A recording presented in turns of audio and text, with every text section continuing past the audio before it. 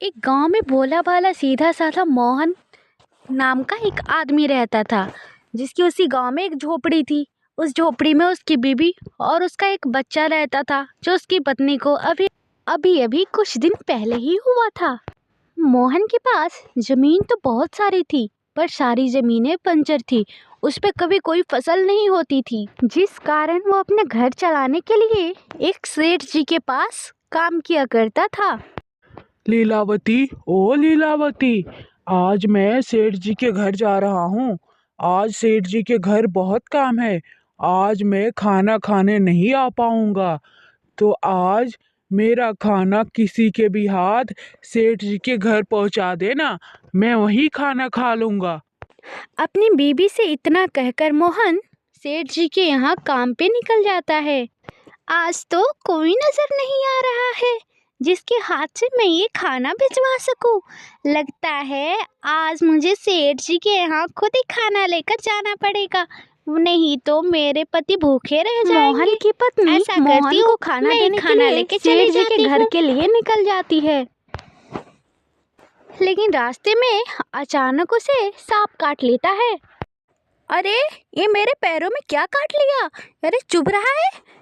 सांप को काटते ही अचानक वो गिर जाती है। तभी वहां पे बहुत सारा भीड़ इकट्ठा हो जाता है। तभी सेठ जी के यहाँ काम करने वाले एक आदमी मोहन के पास खबर पहुंचाता है। मोहन, अभी अभी गांव से ये खबर आ रही है, तुम्हारी पत्नी को सांप ने काट लिया है। तो तुम्हें अभी अभी वहां जाना पड़ेगा। इतना सुनते ही मोहन दौड़ के आता है, लेकिन मोहन की पत्नी नहीं बच पाई। सब खत्म हो गया। तुम मुझे और अपने बच्चे को अकेला ही छोड़ गई। अब मैं इस बच्चे को कैसे पालूंगा? इससे बढ़िया तो मैं भी मर जाता। अपने पत्नी के गुजर जाने के दुख में मोहन बहुत दुखी था।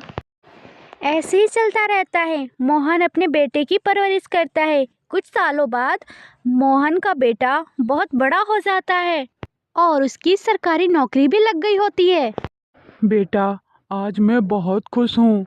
काश कि इस खुशी में तुम्हारी माँ भी शामिल होती। आज तुम्हें लड़की वाले देखने आ रहे हैं। मोहन और उसका बेटा इतना बातें कर ही रहे थे, तभी लड़की वाले आ जाते हैं।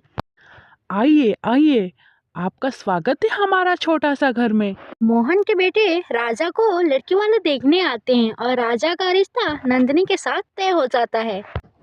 फिर मोहन अपने बेटे की शादी बहुत ही धूमधाम से करता है। शादी के कुछ दिन बाद नंदिनी, ओ नंदिनी, ये पैसे लो और अलमारी में रख देना।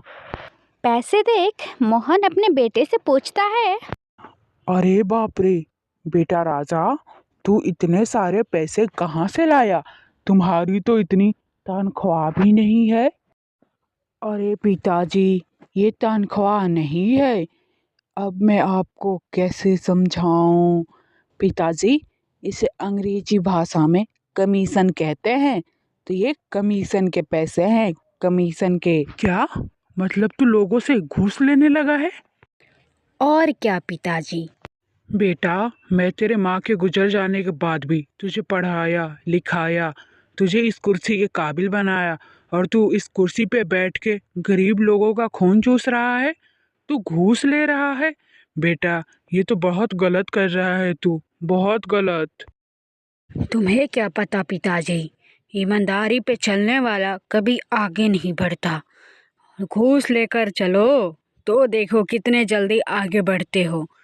अगल बगल से पैसे आते रहेंगे तो हमें पता भी नहीं चलेगा हम कब बड़े बन जाएंगे। वैसे भी बड़े आदमी के साथ रह रह के घूस तो लेना पड़ता है पिताजी। बेटा, जो ईमानदारी के रास्ते से धीरे धीरे करके आगे बढ़ता है, वो बहुत लंबा समय तक टिकता है। और जो काला धन यानी घूस लेकर आगे बढ़ता है, वो पता भी नहीं चलता कब कंगाल हो जाता है। इसीलिए बेटा, आगे तेरी मर्जी, मेरा काम था समझाना। इतना कहकर मोहन वहाँ से चला जाता है, लेकिन उसके बेटे के दिमाग में कोई बात नहीं घुसती। बेटा कुछ भी नहीं बोलता और वो वहीं खड़े का खड़े रह जाता है।